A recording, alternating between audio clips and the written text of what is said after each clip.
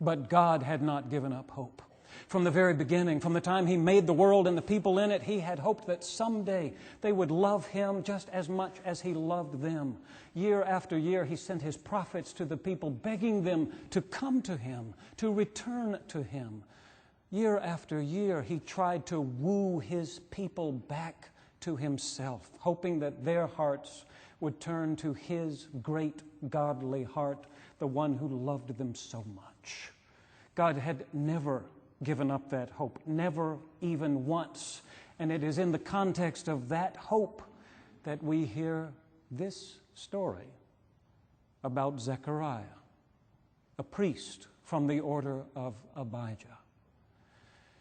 Alan Culpepper tells us that there were 24 divisions of priests in ancient Israel, meaning that each division spent about 1 week, twice a year, serving in the temple.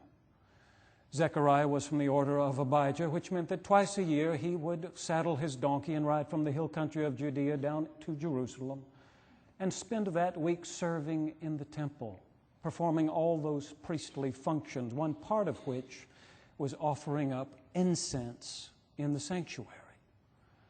It's not something that every priest got to do every time. In fact, usually a priest only got one opportunity in a lifetime to offer incense in the sanctuary. And so the priests would cast lots among themselves, among those who had not yet had the honor.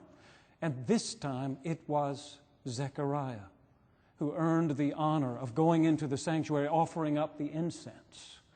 According to the description in the Mishnah, it happened like this. One priest would climb the steps of the temple, go inside, clear off the altar of incense, dump the ashes into a bin, and then prostrate himself before the altar before coming out and standing on the front porch of the temple.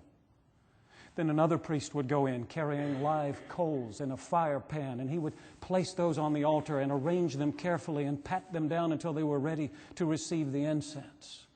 Then he would prostrate himself before the altar and come out and stand on the porch, waiting for the third priest, who would carry in a carefully measured portion of incense, dump it out on the hot coals, and let that delicious, holy aroma fill the temple as he prostrated himself and then came out to stand on the porch.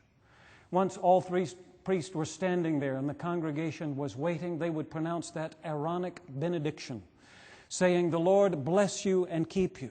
The Lord make His face to shine upon you and be gracious unto you. The Lord lift up His countenance upon you and give you His peace." That was the prescribed order. And on the day that Zechariah was to offer the incense, that's what he was prepared to do. The first priest went in and cleared off the altar.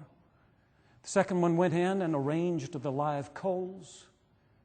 And then Zechariah went in, carrying that measure of incense. And don't you think that as he entered the sanctuary, that place where God's presence was so tangible it could be felt, don't you think Zechariah was offering up one last desperate prayer? Dear God, give us a child. Dear God, give us a child. He prayed with his eyes closed. And when he opened them, there just to the right of the altar stood that angel. I picture an enormous angel with large wings moving slowly back and forth, so that Zechariah was terrified, Luke says, overwhelmed with fear. Incense flew into the air, and Zechariah fell down before the angel. The angel said, "Do not be afraid, Zechariah. Your prayer has been heard.